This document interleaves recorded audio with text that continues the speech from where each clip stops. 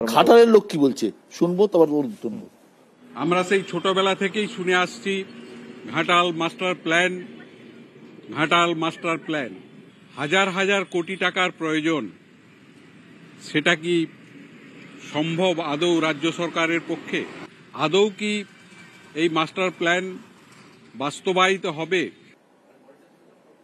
আমার আপনাকে বলার যে ঘাটালের মানুষ আপনাকে খুব ভালোবাসে, আপনিও বলেন যে ঘাটাল আপনার কাছে ভালোবাসার জায়গা। তো আপনি যখন ঘাটালের মানুষকে এত ভালোবাসেন, তাহলে আপনি ঘাটাল ছাড়া সিদ্ধান্ত কেন নিয়েছিলেন, বা ভোটে দাঁড়াবেন না এই সিদ্ধান্তটা বা আপনি কেন নিয়েছিলেন? দেব, আপনার কাছে সংসদ না থাকলেও কি আপনি ঘাটালে আসবেন? ঘাটালের লোকজন, ঘাটালে আমার নিজের মা, কি বলবো, মা বাড়ি আছে, নিজের দেশের বাড়ি আছে। হ্যাঁ, ঘাটালে তো আমাকে অ্যাজ অ্যান অ্যাক্টর আমাকে শো করতে যেতেই হয়। তো লাস্ট প্রশ্নটা শুরু করলাম। ঘাটাল, আমি কোনদিন ভাবিনি নেতা হব বা সাংসদ হব।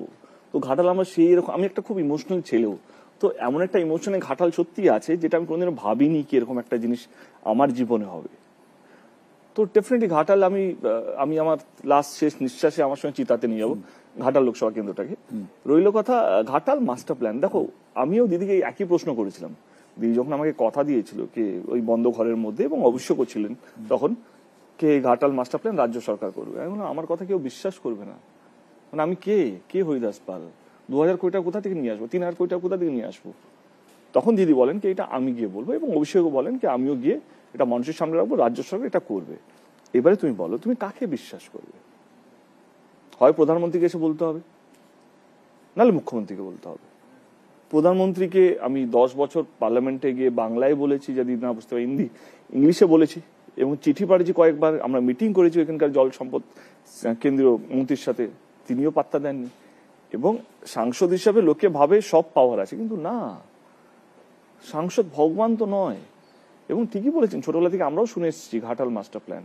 এবং যদি আমার আবার দাঁড়ানোতে যদি ঘাটাল মাস্টার প্ল্যান যদি কোনো সরকার করে, এটা যদি বিজেপিও আমাকে প্রস্তাব দিত কে ঠিক আছে টিএমসি না করছে আমরা করবো, কিন্তু কথা দিচ্ছি ঘাটাল মাস্টার প্ল্যান তাহলে আমি করবো, আমি হয়তো সেখানেও দাঁড়িয়ে যেতে পারতাম বিজেপি হয়ে। হ্যাঁ, মানে আমি আজকে ওপেনলি বলছি, কারণ মানুষের কাজ করতে হবে।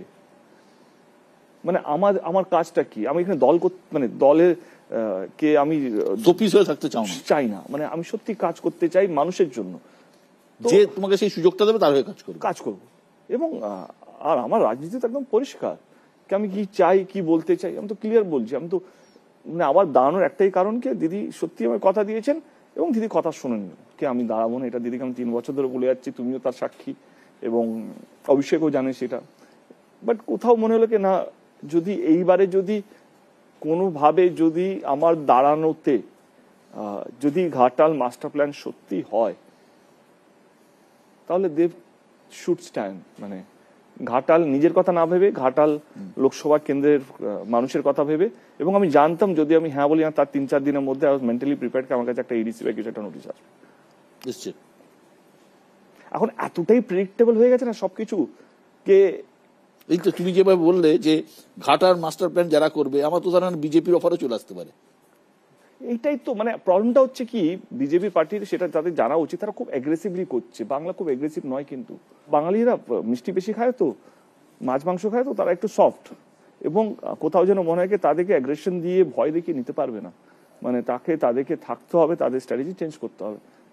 মানে সেই জন্য আমি কেন বলছি মমতা ব্যানার্জি জানে কিভাবে মানুষের সঙ্গে মিশতে হয়, মমতা ব্যানার্জি জানে কিভাবে মানুষের সঙ্গে ভালো ব্যবহার করতে হয়। তো আমার মনে হচ্ছে সেইটাই একটা, যদি খুব বড় ডিফারেন্স হলে তাহলে এই ভালোবাসার ডিফারেন্সটাই অভাব কোথাও যেন মনে হয়। দেব, বলা হয় যুদ্ধের ময়দানে না তো বন্ধু থাকে না আত্মীয়। কুরুক্ষেত্রের যুদ্ধ তার সব থেকে বড় প্রমাণ। সেখানে সবাই শত্রু, আর তুমি তো সেই শত্রু শিবিরেই দোস্তি করে বেড়াচ্ছ। জয় শ্রীরাম বলা ছেলেটিকে জড়িয়ে ধরছ, সেটা নয় বোঝা গেল সৌজন্য। সত্যি আমার তা বলে প্রচারে বেরিয়ে রাজ্য বিজেপি সভাপতি সুকান্ত মজুমদারের প্রশংসা শুনলে অবাক হবে, আমার বেশি বন্ধু বিজেপিতে আছে দেন টিএমসি। আচ্ছা, হ্যাঁ, মানে বাট আমার সিপিএম অনেকগুলো বন্ধু আছে। তার মানে কি আমরা তো যুদ্ধ লড়ছি না। আচ্ছা একটা কথা বলো, তুমি এই চ্যানেলটা চালাচ্ছ বলে অন্য চ্যানেল কি তোমার শত্রু? অন্য চ্যানেল এডিটর কি তোমার শত্রু? না, ব্যক্তিগত শত্রু হবে কেন, পেশাদার শত্রু অবশ্যই। এবারে কথা, তুমি কি এই চ্যানেলে একজন এডিটর, সঙ্গে সুমন এখানে যদি চলে, তুমি কি তোমার চ্যানেল দেখবো সঙ্গে সুমন দেখবেন না, ওরা একসঙ্গে কোনো মানুষের সঙ্গে নেই, আর কি সুমন দেখবেন? তুমি কি বলছো? কিন্তু তোমরা প্রচার করছো যারা নেগেটিভিটি করছে তাদের। তোমরা নিজেরা লড়ছো না, কিন্তু তোমরা সবাইকে লড়িয়ে রেখেছো। আমি তো বুদ্ধিমান, আমি কেন লড়তে যাব? আমাকে নিয়ে কাজটা কি? দলের জন্য সিট জেতা। একটা সিটও যদি বলে দাও দেবের যে এই কথাতে দেবের যাওয়াতে আমি হেরেছি, আমি রাজনীতিকে ফিল্ম ইন্ডাস্ট্রি ছেড়ে দেবো। আজকে তোমরাও লড়াচ্ছ না কাউকে, তোমরা তোমাদের চ্যানেলে কোনো এডিটার সঙ্গে তোমরা কোনোদিন তোমাদের চ্যানেলকে ইউজ করছো না তাকে ছোট করার জন্য, কিন্তু যারা লড়াই করছে তাদেরকে তোমার চ্যানেল দেখা আরো টিআরপি সোশ্যাল মিডিয়া এটা নিয়ে কমেন্ট পড়ো, এই কমেন্ট কি এসছে, ওইটা তো হেভি ছিল, ঠিক আছে ওইটা হেভি ছিল, আর একটা জম্পেশ একটা প্রশ্ন বার করতো, চল। এবারে কি হচ্ছে, সবাই লড়াতে ব্যস্ত। একটা মানুষ চেষ্টা করছে কি ভাই এখানে লড়াই করে কোনো লাভ নেই, আমরা লড়াই, যে জিতবে সে লড়াই করার জন্য বর্ডারে যাচ্ছে না, কিন্তু সে এখানে ভালোবাসা বিক্রি করবে। তারপরে সে যদি নিজে ভালোবাসার কথা না বলতে পারে তো মানুষকে ভালোবাসা কি দেবে? তো মানুষকে চেঞ্জ হতে হবে, ভোটারদেরকে চেঞ্জ হতে হবে। সুকান্তের সাথে বন্ধুত্ব আছে এমনিতেই? এমনি আছে, অনেকের সাথে আছে, আমার হিরণের সাথেও আছে। আমার হিরণ তো আমার চ্যাম্প ছবিতে গেস্ট অ্যাপিয়ারেন্স করেছে। হিরণ তো তোমাকে ব্যক্তিগত আক্রমণ করছে। কি হয়েছে? ও ভেবেছে এটা বলে ও জিতবে, এবারে সবাই জিততে চায়। এবার তুমি কি প্রশ্ন আমাকে জিজ্ঞেস করছো? তুমি এমন প্রশ্ন রেখেছো যাতে আমার বাকি ইন্টারভিউগুলোর থেকে তোমার ইন্টারভিউটা ভালো হবে। তুমি এর মধ্যে নেগেটিভিটি রাখতে পারো, তোমার এখানে পজিটিভিটি রাখতে পারো, তুমি এখানে সৌজন্য রাখতে পারো, তুমি এখানে চিৎকার করতে পারো। এটা তুমি how will going to deal the show. এবং সেম গোজ উইথ হিরণ। ও এটা ভেবেছে কি এইভাবে ও জিততে চায় এবং জিততে পারবে এটা বিশ্বাস করে, এবং এই বিশ্বাসটা 4 জুনে ভাঙবে, নাহলে এই বিশ্বাসটা অটুট থাকবে। তার পুরো দায়িত্ব আমি ঘাটাল লোকসভা কেন্দ্রের মানুষের উপর দিচ্ছি। কে তোমরা কেমন জনপ্রতিনিধি চাও, যে সারাক্ষণ চিৎকার করে, নেগেটিভিটি করে, আক্রমণ করে? সে আজ অব্দি একটা তার দলের কি কাজ হয়েছে সেটা বলতে পারেনি। সে আজ অব্দি একটা খড়গপুরে কি কাজ হয়েছে সেটা বলতে পারেনি। প্রথম দিন থেকে আজ অব্দি শুধু আমাকে আক্রমণ করে গেছে। আরে ও জেতার পর কেউ আমরা বর্ডারে পাঠাবো না। কোনো নেতা চিৎকার করে, চেঁচামেচি করে, ঝগড়া করে জেতার পর কেউ বর্ডারে যাচ্ছে না। কে কত বেশি চিৎকার করবে, কে কত বেশি ঝগড়া করবে, যাতে পাকিস্তানের দুটো মালকে উড়িয়ে দেবো, এইসবের জন্য তো হচ্ছে না। এই নির্বাচনটা কে মানুষকে ভালো রাখবে? আর আমি যদি এইভাবে আমার আচরণে, আমার ব্যবহারে, আমার কথাবার্তার মধ্যে যদি আমি জিততে পারি, তাহলে আমি এটা বিশ্বাস করি, আমি বিশ্বাস করি আমি জিতবো। তোমার বন্ধু শিবির থেকে একটা প্রশ্ন আছে, বার্তা আছে। মেদিনীপুরের লোককে বারবার ধোকা দিয়ে ভোট নিয়ে আর টিএমসির ভোট ব্যাংক বাড়াবে, আর একটা মাস্টার প্ল্যান 10 বছরে 1 ইঞ্চি এগোলো না, তারপরে গিয়ে বাড়ির ছেলে বলে ইমোশনাল ভোট নেবেন, এটা ঠিক নয়। আর টিএমসি যা দুর্দশা, যে রাজনীতি ছেড়ে দিতে চাইছে তাকে জোর করে নেতা বানিয়েছে, কারণ কাউকে দেখে আর লোক আসে না। খুব ভালো, আমার ভালো বন্ধু। কিন্তু দিলীপ দা যেভাবে কথাবার্তা বলে বাইরে, যেভাবে মিডিয়ার সামনে থাকে, আর দিলীপ দা ক্যামেরার মিডিয়ার অপোজিটে অত্যন্ত সজ্জন, অত্যন্ত ভদ্র একজন মানুষ। হ্যাঁ, এবার দিলীপ দার বিষয় নিয়ে বললাম।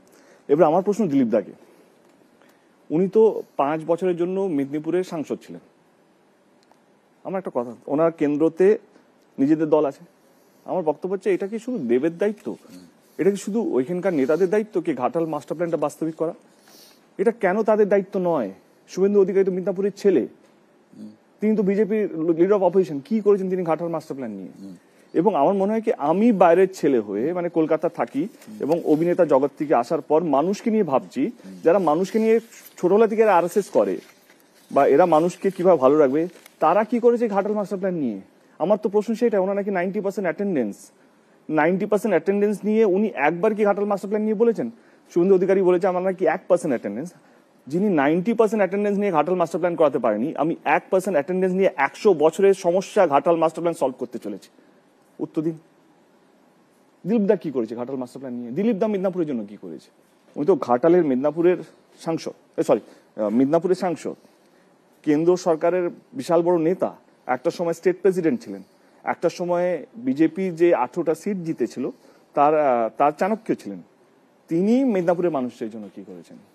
তিনি জানেন না ঘাটাল মাস্টার প্ল্যান কতটা ইম্পর্টেন্ট? তাহলে আমি বলবো, তাহলে আমি অনেক বড় ভগবান তাহলে ওনার সামনে। না, উনি জানেন ঘাটাল মাস্টার প্ল্যান নিয়ে।